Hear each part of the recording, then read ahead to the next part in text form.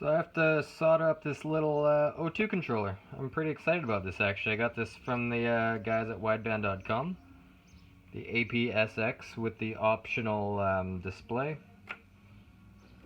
Yeah, it was, I want to say 54 bucks shipped to me in New Zealand from the US. So the Innovate LC1, LC2, awesome controllers, but crazy expensive over here. They're like 350 bucks to get one here. So I thought, what the hell, let's give this a try. A little bit of assembly required, just got to solder some wires onto this little board here.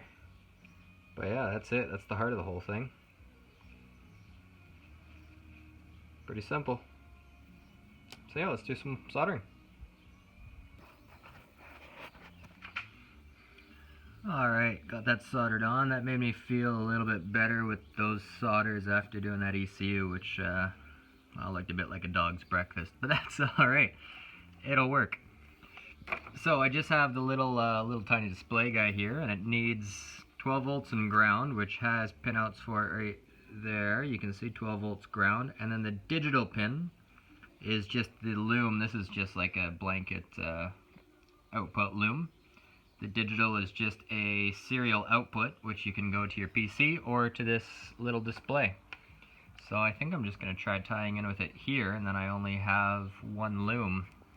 Although, that said, the way this fits is quite nicely with this case. Two wires may not fit so nice, so maybe I'll tie it in back here. But yeah, that's essentially, that's it. I mean, that's pretty simple. So fingers crossed. I got a couple older O2 sensors here that I can try out, see if they work, and we'll see if we get some digital readout for the O2. All right, so we'll test out this sensor. I grabbed this little battery here. Let's see, what are we looking at for voltage? 12.3. Yep, I'll take it. So I'll hook up this sensor. I just tinned the two digital wires together, so that'll work. And then I'll twist the two powers and put them on here, and we'll see what happens. We'll try to calibrate it. Threw some little spades on here just to make that easier, and we plug that guy in there with power. First time you'll read A1. You can see that, A1. And what I'm going to do is it has this little magnet sensor here.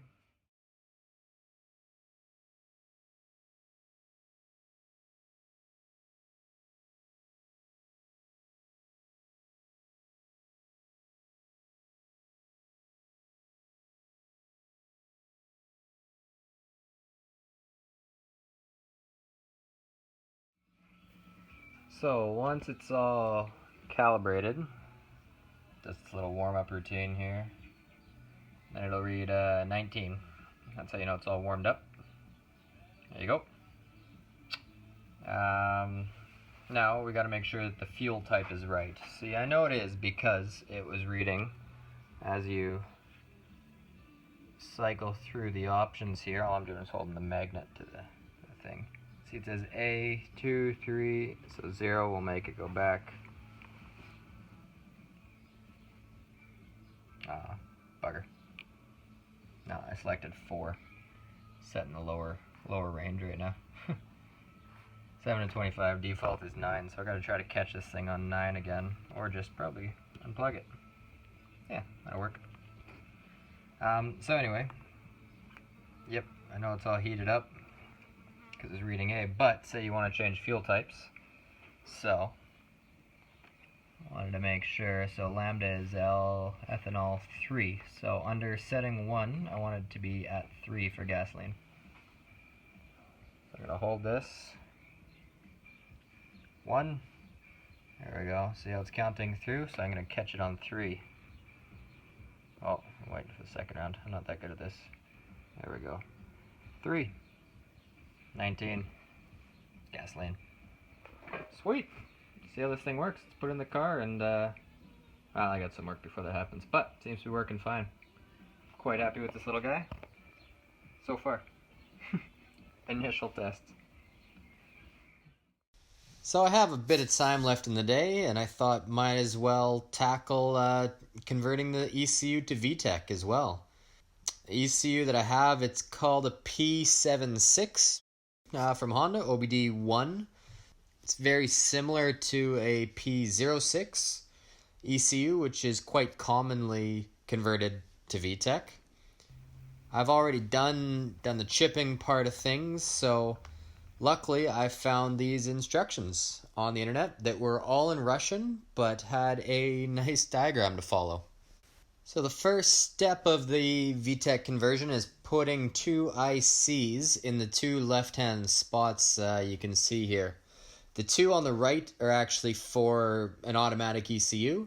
Luckily, I had two extra ones sitting around from another ECU, so I just put those in the two VTEC spots on the left. I then needed to remove two diodes and then put one in a place just over a little bit there that you can see. Usually people will just unsolder them, but again, I had a spare diode and it was just so much easier to remove the two rather than trying to save them. Finally, I just had to move a capacitor to a different spot and add a transistor. Should be easy, right? Well, those are my famous last words. These little tiny surface components are just so hard to deal with my big fingers. You can see that little tiny transistor. I'm just trying to place it in there so I can hopefully reflow the solder, and I think it did okay. Considering the tools that I had with me, I think it actually worked pretty well. So I'm not too worried about, misconnections or anything like that.